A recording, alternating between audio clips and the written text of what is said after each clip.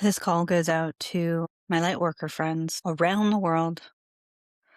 We're being asked to be seen again, to put our fears, our hesitations, our negative experiences, and to be bold again, to voice our concerns, voice our opinions, and voice our solutions of what we can do as humanity feels like it is collapsing. But in reality, we are recreating what it means to be human again, what it means to be a part of a community again. We get to have that choice. But what do you choose to do here and now as the rest of the world feels like it's going into chaos? Are we going to remain grounded? Are we going to remain centered? Are we going to remain healing ourselves so that we can be models for everyone else, and not in an egocentric kind of way, but a model in which we choose to uphold ethical and moral values, the way how we lead our lives personally and professionally, because we can't. One or the other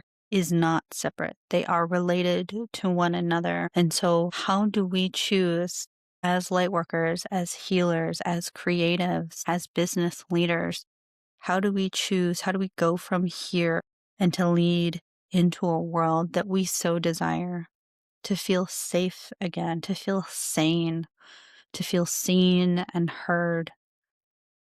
It might feel like all is lost, but truly it is not. It's almost like this pending period right before the horse leading into the fire horse here, right before it gets out of the gate, right before things start to feel like it's getting really fast. But all is not lost, even though it might feel like it.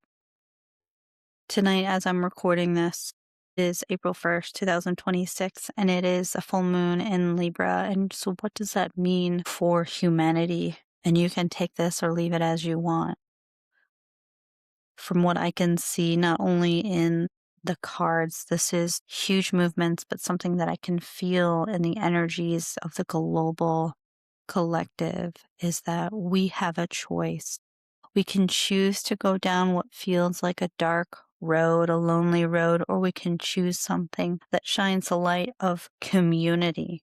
But what does that mean for you? Do you want to isolate again, remaining by yourself, or do we choose together collectively where we can not only show vulnerability but also be able to feel safe at the same time with the people that we are meant to be with and around? So we're at this point here and now. What are we going to choose for ourselves, for our family, for our community? Because the way how I look at it is that we must take action, and it doesn't have to be these huge steps. If anything, we need to be a part of something. We need to support one another.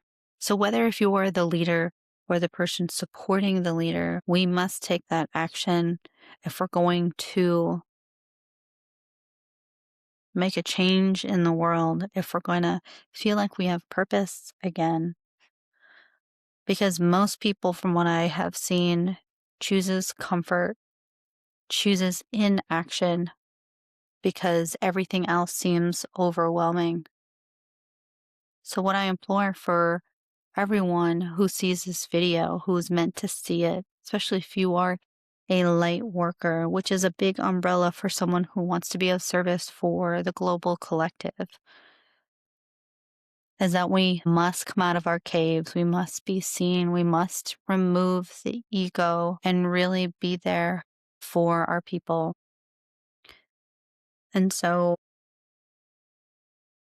where do we go from here? From here, it's that acknowledgement, it's that starting that conversation. It's making decisions that lead us towards something beautiful, that leads us towards a future for not only individually, but collectively, where we can thrive instead of survive.